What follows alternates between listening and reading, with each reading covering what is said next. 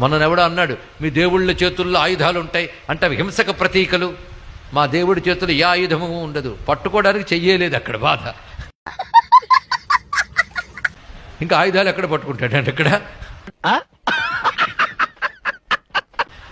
అదొకటి. కానీ దేవుడి చేతుల్లో ఆయుధాలు ఎందుకంటే ఆయన ఈశ్వరుడు గనక. ఈశ్వరుడు శిక్షిస్తాడు, రక్షిస్తాడు. కానీ శిక్షించడానికి ఆయుధం, రక్షించడానికి ఆయుధం. ఈ మాట్లాడిన రాజకీయ నాయకుడికి బయటికి వెళ్ళినప్పుడు పక్కన బాడీ గార్డ్స్ ఉంటారు, అవునా లేదా? అవ్వంటే ఆ బాడీ గార్డ్స్ చేతులు ఆయుధాలు లేకపోతే వీడికి ముందే బెంగేస్తుంది. మరి ఆయుధాలే అక్కర్లేదని సభలో గట్టిగా వాదించినటువంటి వాడికి బయటకు వచ్చేటప్పటికేమో అంగరక్షకులు ఉండాలి, బాడీ గార్డ్స్ ఆయుధాలు పట్టుకుని. ఎందుకండి అంటే అప్పుడు హింసావాదం కాదా? అప్పుడు వాడు ఏం సమాధానం చెప్తాడు? ఎందుకు మాస్టారు మాటిమాటికి అడుగుతారు? నాకు మాత్రం ఏం తెలుసు? నువ్వు ఆయుధాలు పట్టుకోలేవు కనుక ఆయుధాలు పట్టుకున్నావని పక్క పెట్టి తిప్పుకుంటున్నావా? నీకు బాడీ గార్డులు కావాలా?